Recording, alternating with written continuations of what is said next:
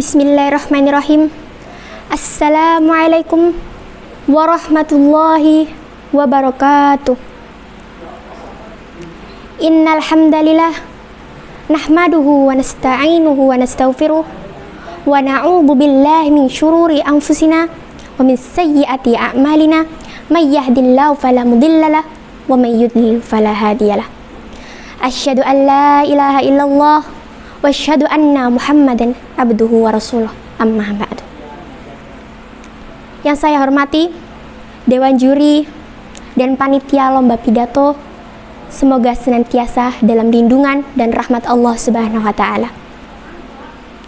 Sebelum itu, izinkan saya untuk memperkenalkan diri. Putih-putih burung merpati, sungguh indah dipandang mata. Perkenalkan, saya Jezi Nabila Zahra Firdausi, asal Sidoarjo, kota tercinta. Dalam kesempatan yang mulia ini, saya akan menyampaikan pidato dengan tema Meraih Cahaya Islam bersama Al-Quran. Apa sih tujuan kita diciptakan di dunia ini? Allah menciptakan kita di dunia ini bukan kesia-siaan. Pasti ada tujuan. Dan insya Allah kita semua tahu apa tujuan itu, yakni beribadah kepada Allah. Wa ma khalaqtul jinna wal insa illa liya'budun.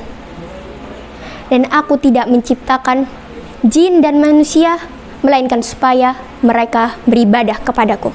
Quran Surat Az-Zariyat ayat 56. Beribadah yang bagaimana? Bagaimana caranya? Maka dari itu kita memerlukan sebuah petunjuk. Dan satu-satunya petunjuk yang benar datangnya hanya dari Allah Subhanahu wa Ta'ala melalui Al-Quranul Karim yang disampaikan oleh baginda Nabi besar Muhammad sallallahu alaihi wasallam. Nah, timbul lagi pertanyaan, kenapa harus Al-Quran? Kenapa tidak kitab yang lain? Kenapa tidak kitab Injil yang dibawa oleh Nabi Isa? Kenapa tidak kitab Zabur yang dibawa Nabi Daud? Kenapa tidak kitab Taurat yang dibawa oleh Nabi Musa? Jawabannya adalah karena Al-Quran terjaga dari perubahan. Inna nahnu nazzalna dzikra wa inna lahu lahafidun. Sesungguhnya kamilah yang menurunkan Al-Quran dan pasti kami pula yang memeliharanya. Quran Surat Al-Hijr ayat 9. Al-Quran terjamin penjagaan dan keasliannya, sedangkan kitab-kitab lain tidak ada jaminan dari Allah Subhanahu wa Ta'ala atas keasliannya. Sehingga kitab samawi yang berada pada zaman kita sekarang ini sudah banyak mengalami perubahan. Yang merubahnya adalah para pengikutnya, diubah sesuai dengan hawa nafsu mereka, sehingga tidak lagi otentik.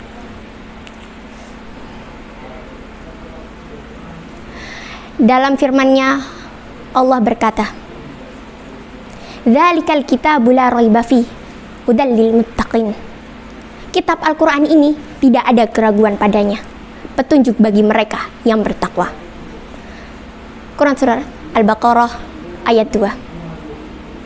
Hal ini dikuatkan pula dengan banyaknya penemuan ilmiah oleh para ilmuwan yang membenarkan kabar dari Al-Quran. Kabar ini telah disampaikan sejak beribu-ribu tahun yang lalu oleh Rasulullah Sallallahu Alaihi Wasallam. Sedangkan mereka baru bisa membuktikannya belakangan ini. Di antaranya tentang dua laut yang terpisah. Marajal bahrain yaltaqiyan. Dia membiarkan dua laut mengalir yang kemudian keduanya bertemu. Quran Surat Ar-Rahman ayat 19. Yang kedua, tentang mumi Fir'aun.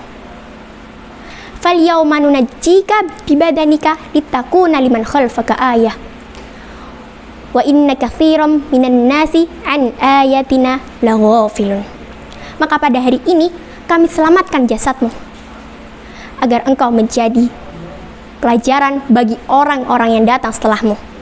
Tetapi kebanyakan mereka tidak mengindahkan tanda-tanda kekuasaan kami. Quran Surat Yunus ayat 92. Jauh sebelum ilmu pengetahuan modern mampu menemukan jasad Fir'aun, Al-Quran terlebih dahulu mengisyaratkan bahwa jasadnya akan ditemukan. Ikhwah fillah yang semoga dirahmati Allah,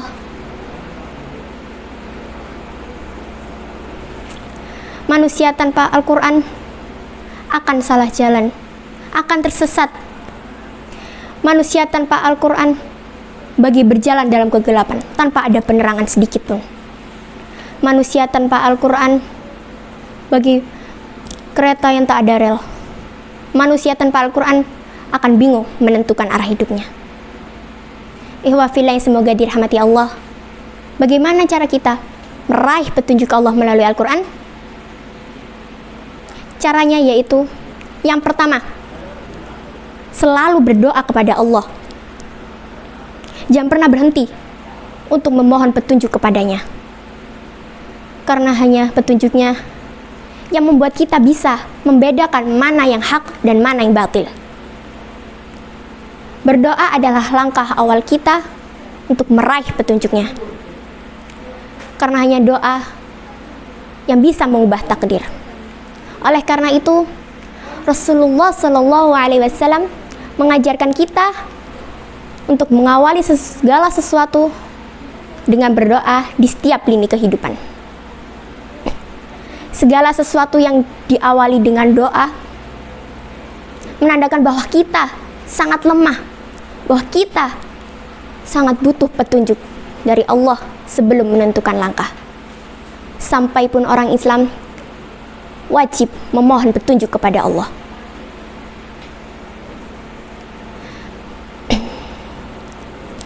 Yang kedua, yaitu dengan belajar dan belajar.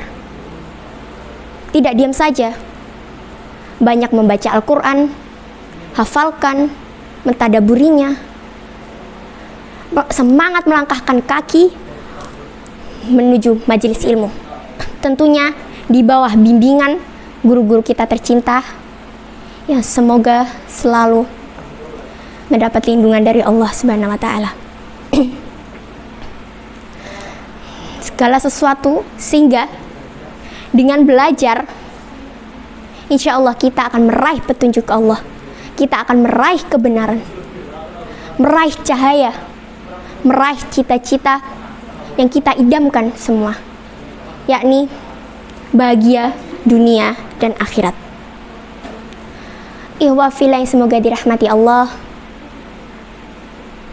dalam akhir pidato ini, izinkan saya untuk menyampaikan sebuah ayat.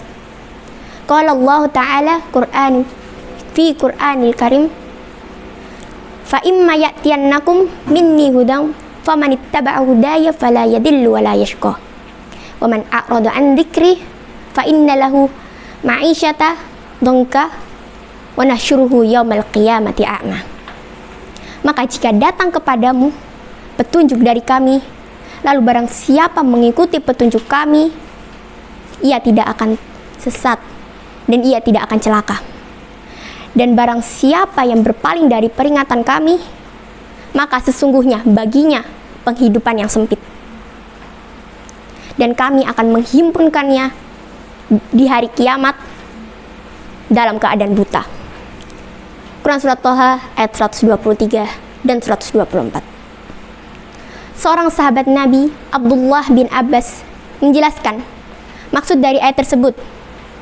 Beliau berkata, Allah akan menjamin siapa saja yang membaca Al-Quran dan yang mengamalkannya, bahwa dia tidak akan sesat dan dia tidak akan celaka di akhirat. Semoga Allah senantiasa memberikan petunjuk kepada kita semua, sehingga hati kita tetap istiqomah dalam agama ini, karena hati ini sangat labil dan hanya Allah yang dapat membolak-balikan hati. Ya muqallibal qulub tsabbit qalbi ala dinik. Wahai zat yang membolak-balikan hati, teguhkanlah hati kami di atas agamamu. Mohon maaf jika ada kekeliruan. Sesungguhnya kebenaran datangnya dari Allah semata dan kekeliruan datangnya dari saya pribadi. Aqulu qawli hadha wa astaghfirullah li wa lakum. Billahi taufiq wal hidayah. Wassalamualaikum warahmatullahi wabarakatuh.